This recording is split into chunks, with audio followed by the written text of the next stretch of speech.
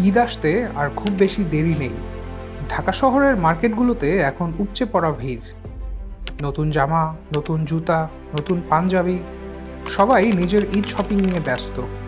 মা নতুন শাড়ি পায়, ছেলে নতুন পাঞ্জাবি পায়, মেয়েরা পায় নতুন জামা, আর ছোট ছোট ছেলেমেয়েরা পায় ঈদ সালামি। কিন্তু পরিবারে এমন একজন মানুষ আছেন যার জন্য অনেক সময় কিছুই কেনা হয় না, আর সেই মানুষটা হলো বাবা।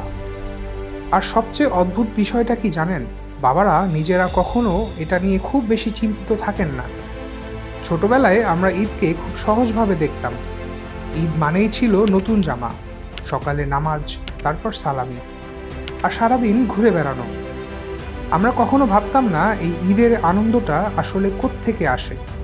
ছোটবেলায় একদিন ঈদ শপিং করতে গিয়ে একটা জিনিস প্রথমবারের মতো লক্ষ্য করেছিলাম। মার্কেটে আমরা সবাই ঘুরছি, মায়ের জন্য শাড়ি কেনা হলো, আমার জন্য কেনা হলো পাঞ্জাবি, ছোট বোনের জন্য নতুন জামা। বাবা এক দোকান থেকে আরেক দোকানে যাচ্ছেন, সব কিছু মন দিয়ে দেখছেন। এটা ভালো হবে, এটা নাও, এই রঙটা তোমার গায়ে ভালো লাগবে। সব কিছুতেই যেন বাবার আগ্রহ। কিন্তু একটা সময় খেয়াল করলাম, সবার ঈদ শপিং শেষ হয়ে গেলেও বাবার জন্য কিছুই কেনা হয়নি। তখন বাবাকে এটা জিজ্ঞেস করলে বাবা একটু হেসে বললেন, আমার তো আগের পাঞ্জাবিটাই আছে, একদম নতুনের মতোই, আমার ওতেই চলবে, ঈদে আমি ওটাই পরব। তখন ব্যাপারটা খুব সাধারণ মনে হয়েছিল, কিন্তু এখন বুঝি ওটা ছিল একটা স্যাক্রিফাইস। আসলে বাবারা খুব অদ্ভুত প্রকৃতির মানুষ। তারা কখনো নিজের প্রয়োজন নিয়ে বেশি কথা বলেন না। তারা ভাবে পরিবারের সবাই খুশি থাকলেই যথেষ্ট। নিজের জন্য কিছু থাকুক বা না থাকুক, তাতে তাদের খুব একটা আফসোস নেই। অনেক সময় ঈদের আগের কয়েকটা দিন বাবারা খুব বেশি চাপে থাকেন। স্যালারি আসবে, তারপর বাজার করতে হবে, বাড়ির সবার ঈদ শপিং করতে হবে, গ্রামের বাড়িতেও টাকা পাঠাতে হবে। সব কিছুর হিসেব তাদের মাথার ভিতর ঘুরতে থাকে। এই সব চিন্তার মাঝেও বাবারা কখনো সেটা আমাদের বুঝতে দেয় না। ঈদের দিন সকালে আমরা নতুন জামা পরে আয়নার সামনে দাঁড়াই, কিন্তু সেই সময় হয়তো বাবাকে দেখা যায় তার পুরনো পাঞ্জাবিটা পরে বের হচ্ছেন, যেটা তিনি আগের বছরও পরেছিলেন। হয়তো তার জুতাটাও খুব নতুন না, কিন্তু তার মুখে একটা শান্ত হাসি থাকে, কারণ তিনি জানেন এই ঈদে তার পরিবারের সবাইকে তিনি খুশি করতে পেরেছেন।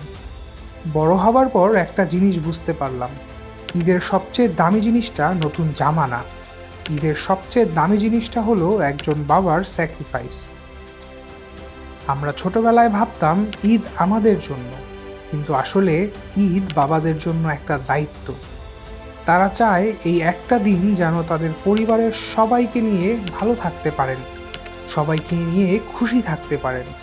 হয়তো অনেক বাবারই ইচ্ছে করে একটা নতুন পাঞ্জাবি কিনতে, একটা নতুন জুতা কিনতে, কিন্তু তারা ভাবে সবার আগে পরিবার, নিজেরটা পরে হলেও চলবে। তাই এই ঈদে একবার শুধু খেয়াল করে দেখবেন, আপনার বাবার জন্য নতুন কিছু কেনা হয়েছে কি। হয়তো তিনি বলবেন, আমার তো আছে, ওতেই চলবে।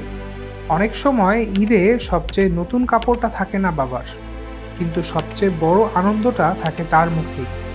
তাই এবার ঈদে যদি পারেন নিজের সামর্থ্যের সবটুকু দিয়ে হলেও একবার বাবাকে খুশি করার চেষ্টা করুন। হয়তো এই পৃথিবীর সবচেয়ে নিঃশব্দ ভালোবাসাগুলোর একটা হলো একজন বাবার ঈদ। শুনতে থাকুন, চুপচাপ বদলে যাওয়া শুরু হোক।